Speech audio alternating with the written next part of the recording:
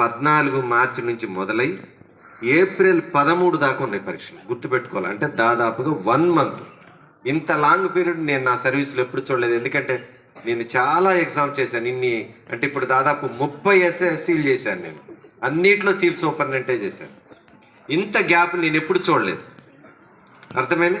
దానికి మనకి ఆ రోజులు ఎందుకు అని అడిగితే మన సంఘాలు కూడా చాలామంది ఇంత గ్యాప్ ఇస్తే పిల్లలకి కాన్సన్ట్రేషన్ తగ్గుతుంది వద్దు అని ఎన్ని విన్నపాలు చేసినా ప్రభుత్వం వినిపించుకోలేదు. దానికి వాళ్ళు ఏం చేశారంటే ఆ గ్యాప్ పీరియడ్ని మీరు ఎట్లా సద్వినియోగం చేసుకోవాలని ఒక షెడ్యూల్ ఇచ్చారు నాన్న.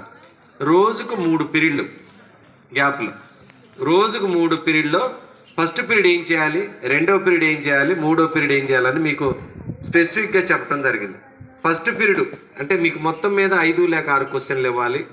ఫస్ట్దంతా కూడా చదివించాలి, బాగా అర్థమయ్యేటట్టు చెప్పాలి ఫస్ట్ పీరియడ్. సెకండ్ పీరియడ్ దాని మీద టెస్ట్ కండక్ట్ చేయాలి. తర్వాత థర్డ్ పీరియడ్ అనేటటువంటిది దాని మీద అనాలిసిస్ చేయాలి, పిల్లలు ఎక్కడ మిస్టేక్ చేశారని చెప్పాలి. ఇది ఒక నిరంతరమైన రొటీన్ ప్రాసెస్. దీన్నే గ్యాప్ పీరియడ్ సద్వినియోగం చేసుకోవటం అనేటటువంటి పేరుతోటి మనకి డిఎస్సి హైదరాబాద్ వాళ్ళు ప్రకటించారు. దీన్ని మీరు ఖచ్చితంగా ఆ గ్యాప్ పీరియడ్లో ఏ సబ్జెక్టు టీచర్ ఉన్నారో ఈ 3 రూల్స్ని పాటించాలి. ఎగ్జామ్ అంటే హెచ్ఎం గారు దాన్ని అబ్జర్వ్ చేయాలి, గైడ్ చేయాలి ఖచ్చితంగా. ఎందుకంటే ఆ రిపోర్ట్ని వాళ్ళు అడుగుతున్నారు. డిఎస్సి వాళ్ళు, డైరెక్టర్ ఆఫ్ స్కూల్ ఎడ్యుకేషన్ వాళ్ళు అడుగుతున్నారు. దీని అర్థం ఒక్కటే అమ్మ, ఏమి లేదు, మీరు వేస్ట్ చేయకుండా సబ్జెక్టుని మరింత డీప్గా మీరు స్కోర్ చేసే విధంగా, మీకున్న చిన్న చిన్న సందేహాలు వదిలే విధంగా, ఎక్కడ మీరు ఏ ఏరియాలో తప్పు చేస్తున్నారు, ఏ ఏరియాలో చేస్తున్నారు అటువంటివి చేయకుండా మంచి మార్కులు స్కోర్ చేసే విధంగా మీకు అలా శిక్షణ ఇవ్వటమే దీని యొక్క ప్రధానమైనటువంటి ఉద్దేశం. కనుక మీరు ఖచ్చితంగా అన్ని రోజులు బడికి రావాలన్నా, సెలవులు దాదాపుగా నాకు తెలిసి 4-5 రోజులు కూడా ఉన్నాయి సార్. కొన్ని సబ్జెక్టులకి సోషల్గా 4 లేక 5 రోజులు కూడా ఉన్నాయి. అంతేగాని ఒక రోజు వచ్చి 3 రోజులు ఇళ్ళకాడ పెళ్ళిళ్ళు పేరంటాలు ఇవి బంద్ చేయండి అమ్మ. మీరు దాదాపుగా ఇవి ఒకటి బంద్ చేయండి, ఫోన్ ఒకటి బంద్ చేయండి, టీవీలో ఒకటి బంద్ చేయండి, అమ్మాయి అమ్మటి కలిసి పెళ్ళిళ్ళకి పేరంటాలు పోవటం బంద్ చేయండి. మీరు కంప్లీట్ అయిపోయినాక అంటే 13వ తారీఖు ఏప్రిల్ 13న మీకు సోషల్ స్టడీస్ ఎగ్జామ్. 14-15 వరకు ఉన్నాయి. అవి వొకేషనల్ కోర్సు, మీకు సంబంధం లేదు. 13 ఏప్రిల్తో సోషల్ స్టడీస్ లాస్ట్గా పూర్తి అవుతుంది. ఆ రోజుతో మీరు చాలా ఫ్రీగా చుట్టాలు వెళ్ళకపోండి, పెళ్ళిళ్ళు పేరంటాలు చేయండి, హ్యాపీగా ఎంజాయ్ చేసుకోండి, సినిమాలు చూడండి, తప్పను. కానీ అంతవరకు మీరు ఖచ్చితంగా సార్ల యొక్క అధీనంలో ఉండాల్సిందే, వాళ్ళ చెప్పు చేతల్లో ఉండాల్సిందే. మేము రాము గేము వాటి అనేటటువంటిది వద్దు. వాళ్ళు ఎలా చెప్తే, వాళ్ళు మీకు ఎలా షెడ్యూల్ ఇస్తే ఏ టైంకి ఎవరు రమ్మంటే ఆ టైంకి మీరు రావాల్సిందే. వాళ్ళు చెప్పిన వర్క్ మీరు చేయాల్సిందే. మీ సబ్జెక్టుకు సంబంధించినటువంటి డౌట్స్ అన్నింటిని కూడా నివృత్తి చేసుకోవాల్సిందే. ఇందులో ఏ విధమైనటువంటి మినహాయింపు లేదు. అది ఈ సంవత్సరం మనకి ఎగ్జామినేషన్ వాళ్ళు ఇచ్చినటువంటిది ప్రధానమైనటువంటిది నాన్న. అది కూడా మార్నింగ్ ఎగ్జామ్ మీకు 9:30 నుంచి మొదలవుతుంది. అర్థమైందా? మీకు 12-12:30 అయిపోతుంది. అది ఇంతకుముందు పోయిన సంవత్సరం కూడా నేనే వచ్చి పేపర్లు తీసుకుపోయేది. గుర్తుపెట్టారా? ఎప్పుడన్నా సుబ్లేడ్లో చేసేటప్పుడు నేనే రోజు వచ్చి ఇక్కడ నుంచి పేపర్లు తీసుకుపోయి సుబ్లేడ్లో పోస్ట్ ఆఫీస్లో డిపాజిట్ చేసి వచ్చేది. అంటే నాకు సుబ్లేడు తర్వాత మన బీరోలు ఇచ్చేటటువంటి వాళ్ళు అనమాట. ఈ 2 అంటే వెహికల్ వాళ్ళు అంటే పేపర్లు అంటేటటువంటి అంత. కనుక మీరు 1 మార్కుకి ఎలా ఆన్సర్ చేయాలి, 2 మార్కులకి ఎలా ఆన్సర్ చేయాలి, ఆబ్జెక్టివ్కి ఎలా ఆన్సర్ చేయాలి, 4 మార్క్స్కి ఎలా ఆన్సర్ చేయాలి, దేనికి ఎంత సమయం అనేది మీకు కొంత సోయి ఉండాలి. అది లేకపోతే టైం అనేటటువంటిది కిల్ అవుతుంది, మీకు నష్టం జరుగుతుంది. అటు చూడ ఇటు చూడ, పక్క వాళ్ళని చూడ, వాళ్ళు ఎవరు రాస్తున్నారు, అధికారులు ఎవరు వస్తున్నారు, కిటికీలను చూడ, ఇదంతా తర్వాత ముందు మీకు వచ్చినటువంటి దాన్ని నీటుగా ఆ మార్కులకు తగ్గ విధంగానే ఉండాలి మీ ప్రజెంటేషన్. 1 మార్క్ అంటే 1 మార్క్ తగ్గ మ్యాటరే కనపడాలి, 2 మార్కులు అంటే 2 మార్కులు తగ్గ మ్యాటరే కనపడాలి, 4 మార్కులు అంటే 4 16 అట్లా ఏం అవసరం లేదు. 8 లేక 9 పాయింట్స్ వస్తే చాలు. నాకు తెలిసి 4 మార్కులు దానికి 8 4 2 8 లేక 9, ఇంకంతకు మించాల్సినటువంటి అవసరం లేదు. ఆ ఆన్సర్ కూడా ఎట్లా ఉండాలంటే జస్ట్ కరెక్ట్గా ఉండాలి, స్పష్టంగా ఉండాలి, తర్వాత స్టెప్ వైజ్గా ఉండాలి. అర్థమైందా? ఆ విధంగా ఉంటే మనకి ఎగ్జామినర్కి ఎట్లుంటుందంటే మీకు పేపర్ మీద మీ ప్రెజెంటేషన్ కరెక్ట్గా ఉంటే చిన్న చిన్న మీ ఏదైనా ఎర్రర్స్ ఉన్నా కూడా పెద్ద పట్టించుకోరు. ఆ విధంగా మీరు ఎగ్జామినర్ని ఏఎల్ని మీరు అట్రాక్ట్ చేయగలగాలి. అది మీ పేపర్ మీద. ఎందుకంటే అందరికీ ఆన్సర్ తెలుసు, కొందరికే మంచి మార్కులు వస్తాయి, కొందరికి తక్కువ వస్తాయి. అంటే పేపర్ మీద చూపించే విధానాన్ని బట్టి ఉంటుంది. కొంతమంది అందంగా అద్భుతంగా చూపిస్తారు ఉన్నదాన్ని, లేనిదాన్ని కూడా చూపించే వాళ్ళు ఉంటారు. అది వేరే విషయం, దాని గురించి నేను మాట్లాడను.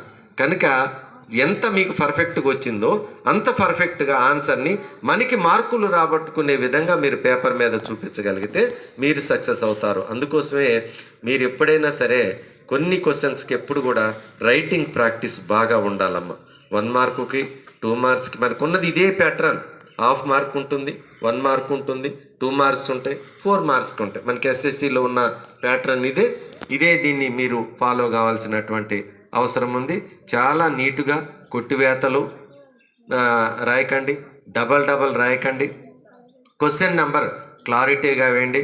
బిట్ పేపర్లో ఏ అడిగితే అది ఆ అడిగాడా తెలుగులో, లేకపోతే ఇంగ్లీష్లో క్యాపిటల్ లెటర్లో ఏబిసిడీలు అడిగాడా, స్మాల్ లెటర్స్లో ఏబిసిడి అడిగాడా, వాడు ఏమి ఆ క్వశ్చన్కి ఏమి అలాట్ చేస్తే అది మాత్రం మీరు నెంబర్ వేయండి. అర్థమైందా? ఒకవేళ మీరు ఏదైనా ఫిల్ ఇన్ ద బ్లాంక్స్లో తప్పు చేశారనుకున్నాను, ఒకటి ఏదో రాశారు అనుకుందాం, రాస్తే తప్పు పోతే దాన్ని కొట్టేది, దాన్ని రౌండ్ చేసి దాన్ని ప్యారలల్గా ఇంకొకటి రాయండి, దాన్ని యాక్సెప్ట్ చేస్తారు. అర్థమైందా? కనుక మీరు ఎంత చక్కగా ప్రజెంట్ చేశారు, మీరు ఎంత సమయాన్ని సద్వినియోగం చేసుకున్నారు, ఎంత స్పీడ్ మెయింటైన్ చేశారు, ఎంత టైం మెయింటైన్ చేశారు అనేటటువంటి దాని మీదనే మీ సక్సెస్ కానీ మీ యొక్క పర్సంటేజ్ కానీ మీ మార్క్స్ కానీ మీకు ఆధారపడి ఉంటాయి. అర్థమైందా? ఆ విధంగా రావాలి. సార్లు ఇందా చెప్తున్నారు, రెడ్డి గారు వీళ్ళంతా చెప్పారు, బాధపడుతున్నారు, మీరు రావటం లేదని, మాట వింటలేదని. క్లాసుకు పోతే చెప్పాలి అని తపనతో పోయినటువంటి వాళ్ళంతా కూడా నిరుత్సాహంతో సగం చెప్పి బయటకు వస్తున్నారు. బాధాకరమమ్మ. ఎందుకంటే మీ గురించి పట్టించుకునేది ఇద్దరే, ఒకళ్ళు మీ కన్న తల్లిదండ్రులు, 2 ఉపాధ్యాయులు. మీకెవరు బజార్ని తిరిగేవాళ్ళు, రోడ్డు మీద తిరిగేవాళ్ళు, వాళ్ళు ఎవరు కూడా మీ గురించి పట్టించుకోరు. అర్థమైందా?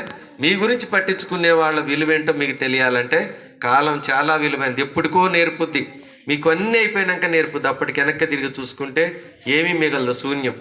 అప్పుడు ఏడ్చినా మొత్తుకున్నా తల గోడకేసి కొట్టుకున్నా ఏ ఫలితం రాదు. కనుక ఇప్పుడు దీన్ని సద్వినియోగం చేసుకున్నానా, మంచిగా చదువుకోండి, సార్లు చెప్పినట్టు వినండి. ఒకటికి నేను ఎప్పుడు మీకు పదే చెప్తా, క్లాసుకు సార్ వస్తే సార్లని నిలవనీయబాకండి.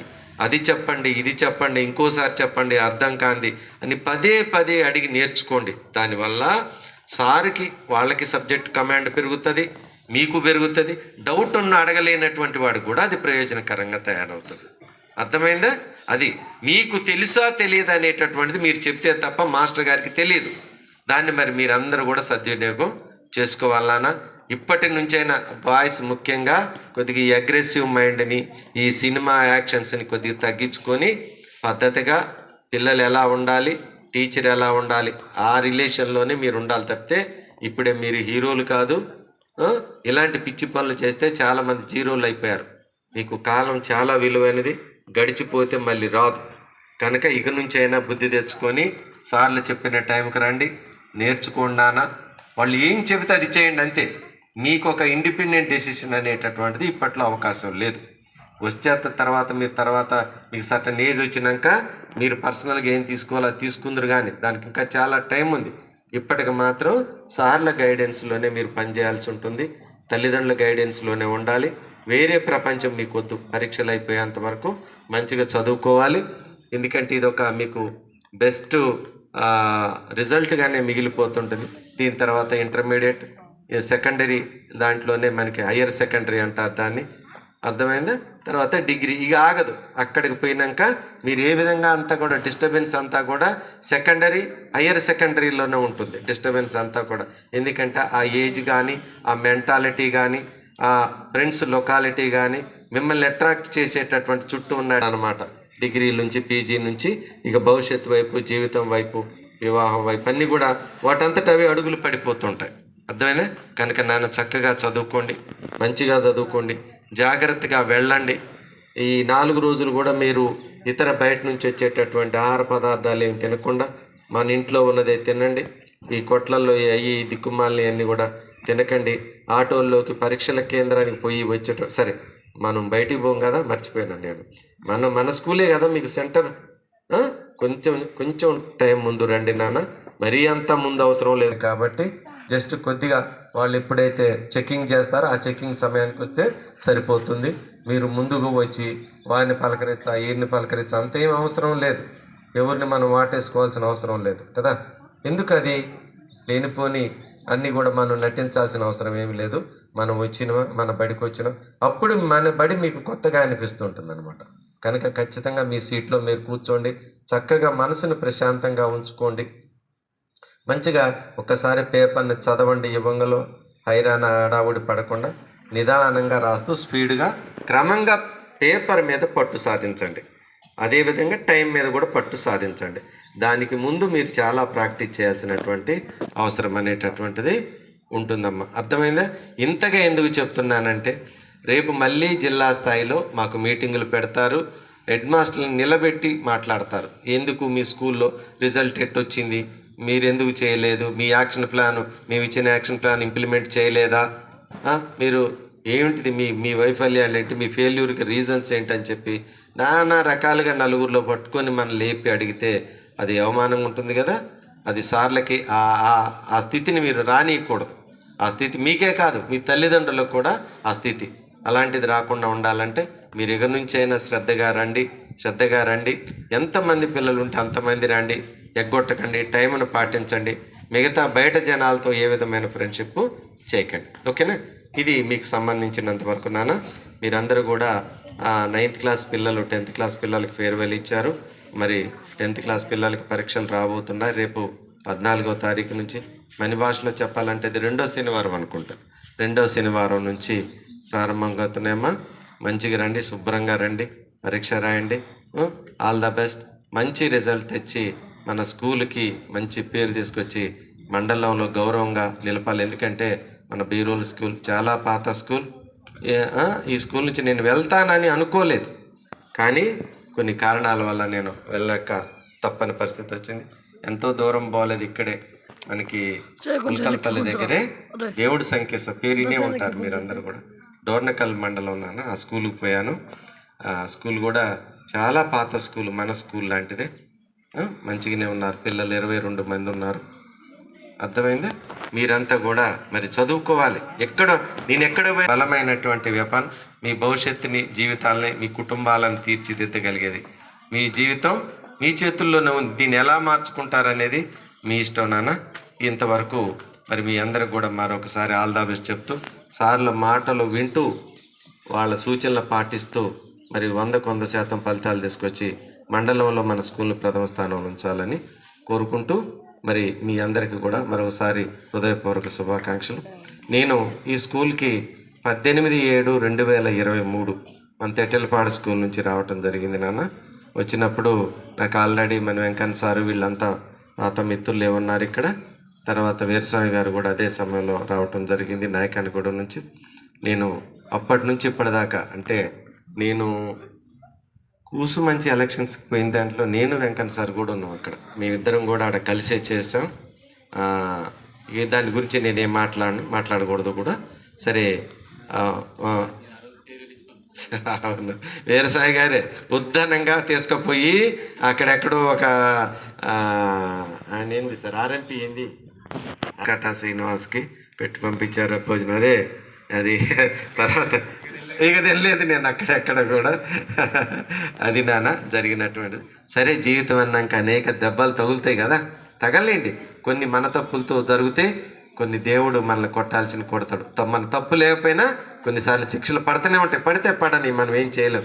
దాన్ని అనుభవించడం, దాన్ని మోయటం తప్ప దాన్ని తప్పించుకోవటం అనేటటువంటిది ఏం లేదు. నేను దాని గురించి రోజు కొద్దిగా నేను మర్చిపోతున్నాను. ఎందుకంటే సహజంగా మనం మనుషులం కాబట్టి కొంత ఉంటుంది బాధ అనేటటువంటిది. మనం ఏం చేయకపోతే ఎందుకు ఈ శిక్ష అనేటటువంటిది. నాకు ఇంతకాలం వీరస్వామి గారు కానీ మిత్రులు, ఉపాధ్యాయ మిత్రులు అందరూ కూడా మంచిగా సహకరించారు. ఏ రోజు కూడా ఎదురు తిరగలేదు. సహజంగా నేను ఒక బడిని, నా ఉద్దేశం ఏంటంటే సార్లని ఎవరు చెప్పారు, బసవయ్య గారు కూడా, నేను ఒక్కటే వేరే స్కూల్స్ ముందు కానీ, వేరే అధికారుల ముందు కానీ, వేరే మీడియా ముందు కానీ, వేరే ఒకళ్ళ దగ్గర కానీ మనల్ని గురించి అనుకోవటం కానీ మనల్ని గురించి మాట్లాడుకోవటం కానీ నాకు నచ్చదు. ఆ స్కూల్ ఎట్లా, ఆ స్కూల్లో టీచర్ లేటు పోతారంట, ముందు పోతారంట, ఆయన పాఠం చెప్పడంట, నిద్రపోతారంట, 24 గంటల ఫోన్ మాట్లాడతారంట. ఎందుకంటే టీచర్ల గురించి ఎక్కువగా వినొచ్చేటటువంటి కామెంట్స్ ఇవి మనకి సహజంగా చుట్టూ ఉన్న కనుక అవేవి కూడా మనం బయటోడు చెప్తే వినాల్సిన దుస్థితి మనకి రాకూడదు. సాధ్యమైనంత సరే, ఒకవేళ ఏదో జ్వరం వచ్చింది ఒంట్లో పలదు, ఓకే, దానికి నేనేమనను, ఎందుకంటే అందరం మనుషులే కనుక. నేను ఆ కోణంలో నేను వాళ్ళని కోప్పడతాను, అరుస్తాను, బయట మాట మనం పడకూడదు అనేటటువంటి ఉద్దేశంతో వాళ్ళని మందలించి ఉంటారు, కానీ వేరే ఉద్దేశం కాదు.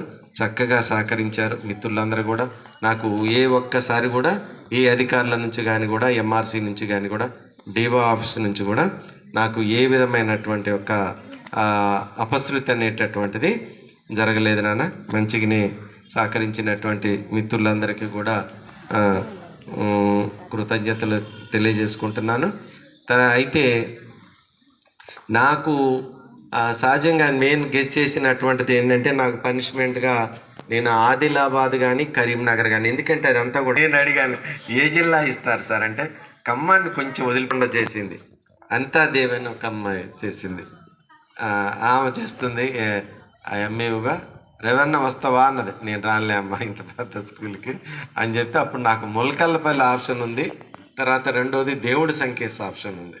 మా మిత్రులు ఎక్కువ మంది అడిగితే, మన వెంకటేశ్వర సార్ ఉన్నాడు కదా ఇప్పుడు అటు చేస్తాడు, అడిగితే సార్ దేవుడి సంకేత నెంబర్ 1 సార్, బ్రహ్మాండం, ఒక 5 కిలోమీటర్లు పోతే పోయిన సుఖంగా ఉంటుంది. మనకి శ్రీనివాస భట్టారు గారు చేసిన స్కూల్ అది. శ్రీనివాస భట్టారు గారు అని మన కూసి మంచి చేసిపోయాడు నాన్న. ఆయన చేసిన, నేను హెచ్ఎంగా చేశాను, డోర్నకల్కి ఎంఏఓ చేసి వచ్చాక ఇక తిరుగు లేకుండా దేవుడి సంకేత అంటే ఇలా చెప్పానో లేదో 1 అవర్లో నాకు వచ్చింది ఆర్డర్. 1 అవర్లో వస్తే ఫస్ట్ నాకు ఫోన్ చేసి చెప్పింది ఎంఈఓ సార్, రెవర్నా కంగ్రాచులేషన్స్, నీకు దేవుడి సంకేత వచ్చింది, చేరతామంటే చేరుతానని చెప్పాను. చేరాను, బడి మంచిగానే ఉంది, మంచిగానే నడుస్తుంది. అది ఏ దానికి ఇక అది దాంతో అక్కడికి తోటి దాని వివాదానికి ఫుల్ స్టాప్ నాన్న. మిత్రులందరికీ ఒక చిన్న మనవి ఏంటంటే, నేను కొన్ని శాలరీస్ చేసేటప్పుడు సర్వీస్ వెరిఫికేషన్ కానీ ఏజీఏ ఎంట్రీస్ కానీ కొద్దిగా ఇవ్వకపోతే మీరు వేసుకొని రండి, నేను ఇంటికాడ ఏ క్షణంలోనైనా మీకు పెట్టేస్తాను, ఓకేనా? మీకు పెండింగ్, ఎందుకంటే అప్పుడు మనం ఏజీఐ చేసేటప్పుడు గబా గబా ప్రొసీడింగ్ తీయటం, బిల్ వేయటం, శాలరీ చేయటం చేస్తాం. మేము చెప్పిన సమయానికి ఎస్ఆర్ తీసుకురాకపోతే నేను మర్చిపోతాను. ఆ ఇబ్బంది లేకుండా మీ ఎస్ఆర్లలో నా డేట్ వరకు, అంటే నేను ఎప్పుడైతే కూసుమంచి పోవటానికి ఉన్న ఇక్కడ డేట్స్లో ఏమైతే ఉన్నాయో మీకు సర్వీస్ వెరిఫికేషన్ కానీ ఏజీఐ కానీ అవి ఏవి ఉన్నా కూడా మీరు నీట్గా ప్రొసీడింగ్ ప్రకారం చక్కగా వేసుకొని రండి. నేను ఏ విధమైన మొహమాటము ఇబ్బంది పెట్టకుండా మీ అందరికి కూడా ఎంట్రీస్ వేసే బాధ్యత నాది. చక్కటి మిత్రులు నాకు సహకరించారు. నాకు మంచి స్కూల్స్లలో నాకు కనపడ్డాయి 2 అండి, ఒకటి చెన్నారం, 2 బీరోలు. నేను పనిచేసిన స్కూల్స్లో నాకు బెస్ట్ స్కూల్స్ నాకు కనపడ్డాయి. చెన్నారం తెలుసు కదా మీకు, చెన్నారం తెలుసా? నేలకొండపల్లి మండలం రాజేశ్వరపురం దగ్గర ఉంటుంది నాన్న, అది ఒకటి.